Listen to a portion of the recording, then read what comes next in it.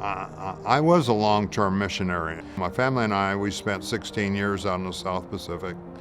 I guess I kind of had in the back of my mind, had a kind of a dream of that, and it was by the Lord's grace and that I was able to do that, and that was my start of doing missionary work.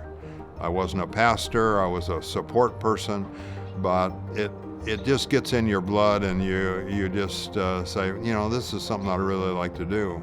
And then when I got back, I needed something to do, and my background was building and construction, so I worked for a year with somebody else, and then after that I started my own company up as a general contractor, and I did mostly commercial work during that time that I was out until I retired in '08. So what do I do? Well, I like to play golf, so I decided that this would be a good pastime.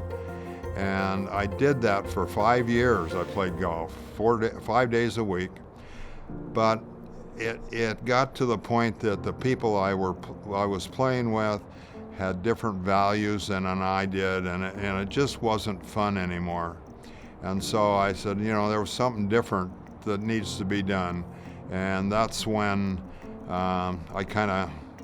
then Merlin got involved in my life and got me interested in doing Maranatha projects, which I didn't know anything about. All I knew it was Maranatha International, Volunteers International, and they did stuff outside the country. He said, Leroy, you need to get involved in Maranatha. And I said, no, I spent 16 years overseas, I don't want to do international. He said, no, they do stateside stuff. I said, I'm still not really interested, but he kept after me for 4 or 5 months, and after a period of time, I finally decided that I would give it a try. So for my first project at Thunderbird, we built an addition to the dean's apartment, and it was quite a challenge, but I got to know the people and that were working with me, and I don't know, when you start working with people like that, they become family, and they can become friends, and it was just a joy to be able to work with a bunch of people like that didn't swear and carry on and be able to work for the Lord.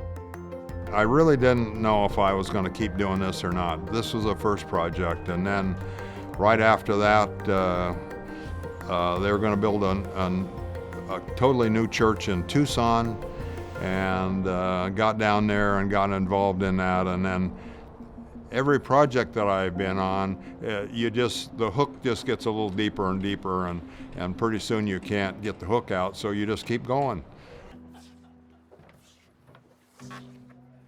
You only get so many of these on a project. The Maranatha family is a family. You get, every time you go on a project, you get more family members in your family. It's a God thing. God impresses people to come on projects. I know some in the last few years, some of it's been word of mouth. People talk about, well, I was on a Maranatha project to their friends, and so they invite them, and so they come. And some of them don't have a clue what they're getting into when they come on a Maranatha project. Others have a little bit of an idea, but as they intermingle with the group and the Maranatha family that's there at that point, they say, wow, this is different. This is family. This is something that I've been searching for, but I haven't been able to find it anywhere. And now I found something that really has meaning for me. And so I think that's one of the reasons that a lot of people come and continue. Every day you eat together. You 3 meals a day, you worship twice a day, you work together, you're close proximity to everybody, you get to know a little bit about these people and their lives and what they've gone through, and you say, wow, man, they've gone through that. I know that I can go through that same thing. We do have worships morning and evening, and I don't like somebody just reading out of a book. I want to find out who my people are. And the only way you can do that is have them tell their story to you. And you get an altogether different look at that person. You view them from the outside and you make a judgment call. But when you hear their story, it really, really makes a difference on how you view that person. And I've come to believe that when we have our worships and hear stories like that, that's church to me. That's when Jesus is present, and that's what he did when he was on this earth, is he gathered people and got to know who they were.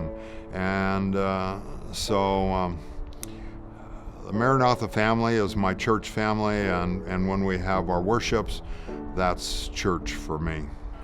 And what I really came up with is that if I can make somebody's life better tomorrow or today than it was today, then I've accomplished something for God. And so that's kind of been my goal for the last 25 years. And when I got involved in Maranatha, that grew and grew and grew and grew. And so that's my goal, is that whoever I meet, I want to have them have a better day today than they did yesterday. Maranatha and my experiences, even my mission experiences, I look back and the experiences I've had in my life, I can see God working every day.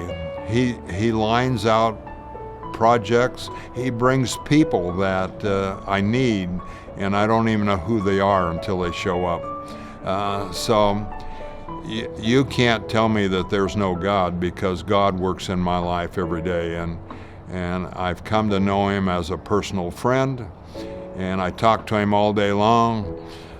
We have conversations. Some of them are good, some of them are bad, some of them are stressful, but he understands, and I just know that he wants the best for me and in my life, and I just want to do everything I can to be able to advance his cause just like he did when he was here.